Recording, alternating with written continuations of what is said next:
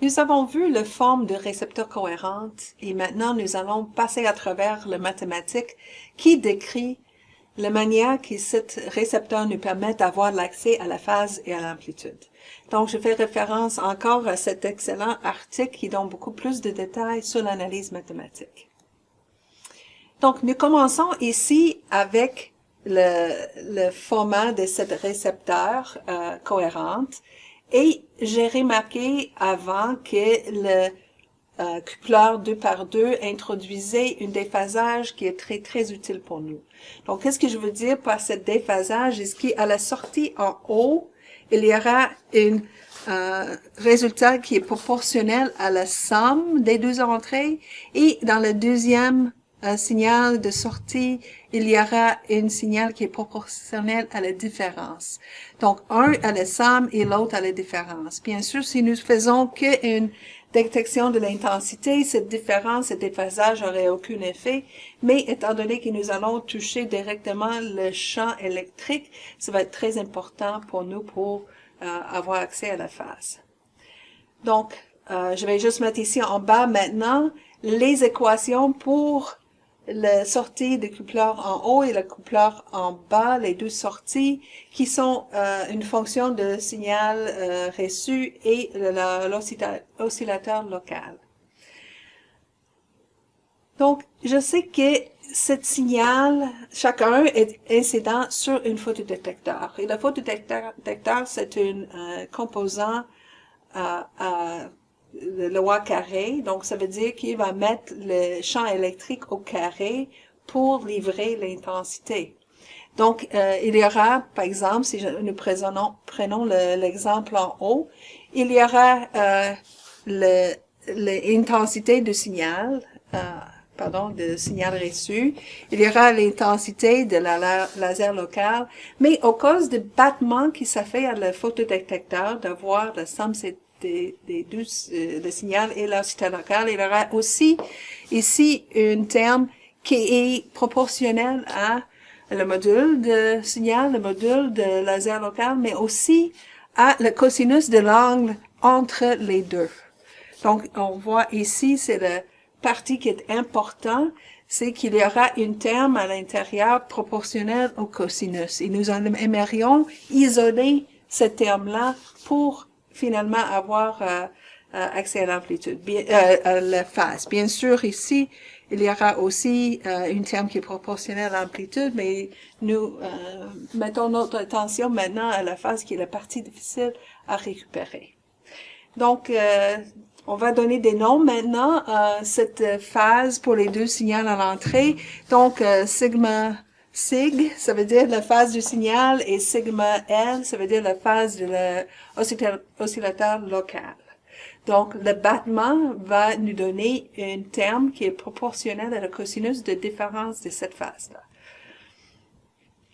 Donc, on va regarder maintenant les composants qui sortent on parle maintenant juste la partie ici en haut, donc le courant des photodétecteurs I1 qui est le photodétecteur en haut. Donc, il y aura une partie DC qui est finalement les deux termes qui étaient ici, l'intensité des signaux à l'entrée. Donc, on peut l'écrire comme la puissance du signal plus la puissance de laser local. Et la partie importante, comme j'ai dit, c'est le terme de battement.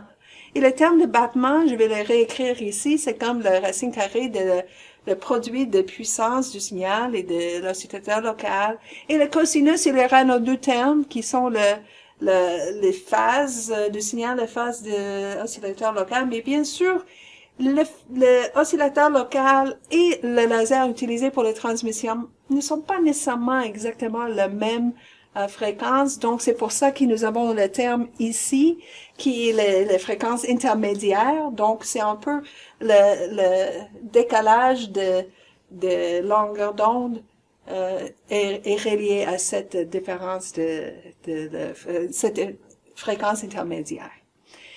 Donc, pour voir comment ça fonctionne, la détection cohérente, cet effet-là n'est pas très important. Finalement, nous allons le corriger dans le traitement signal.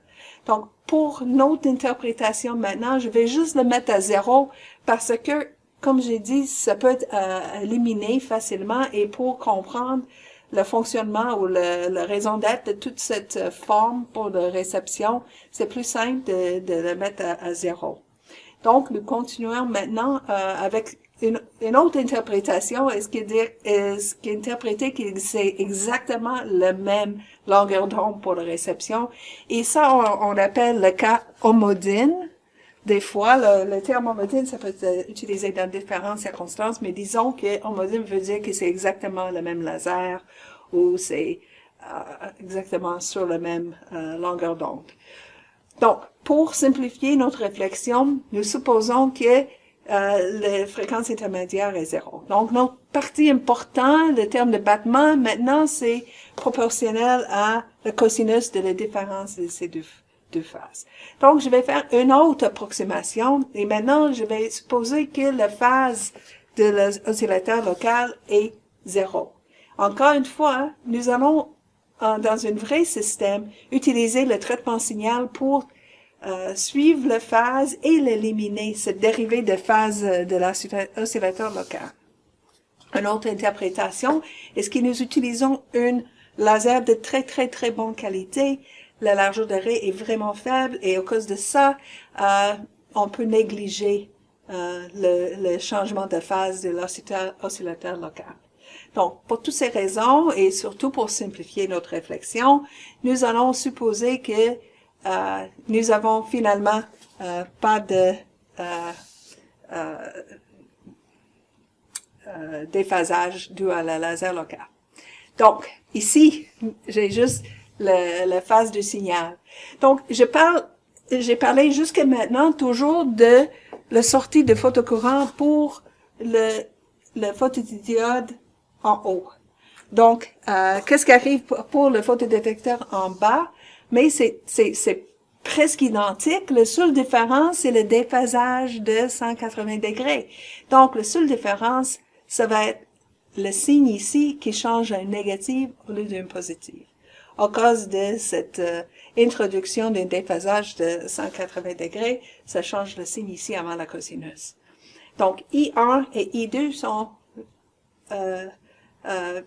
la partie qui est due à l'abattement, c'est presque la même, sauf qu'il y a une différence de signe. Donc, maintenant, le photocourant qui sort de mon détecteur cohérent est la différence de ces deux courants, et donc sera 2 fois le terme de battement. Étant donné que ici j'ai parlé juste de termes de battement, mais la partie qui était le terme d'essai, finalement on peut voir que les deux photodiodes voyaient la même partie d'essai. Donc, étant donné qu'ils sont des photodiodes balancés, quand je fais la différence des deux signaux, ce terme va s'annuler. Donc, c'est ce qui reste va être vraiment juste le terme de battement.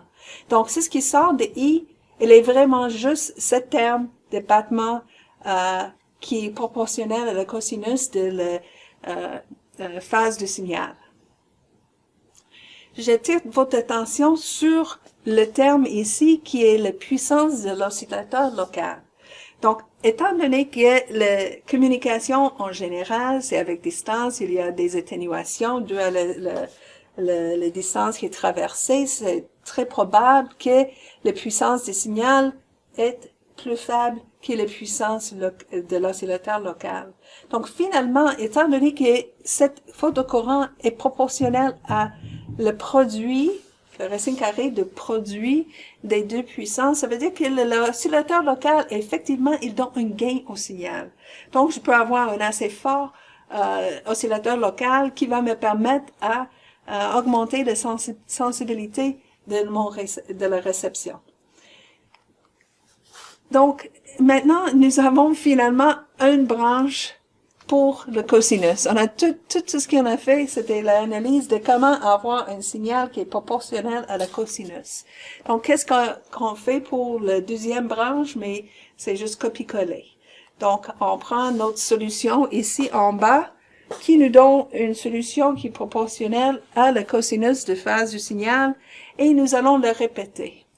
Donc, nous avons l'oscillateur local, et le signal optique qui est reçu, on va une partie en bas, une partie en haut, Et après ça, on fait le battement avec l'oscillateur local. Et bien sûr, nous introduisons un déphasage ici entre les deux branches pour avoir un cosinus et l'autre sinus. Donc, le parti en phase et le parti en quadrature. Donc, le parti cosinus et le sinus. Donc, le récepteur cohérent à la forme finale qu'on voit ici, qui comprend les trois composants essentiels et qui a une branche en phase et une branche en quadrature.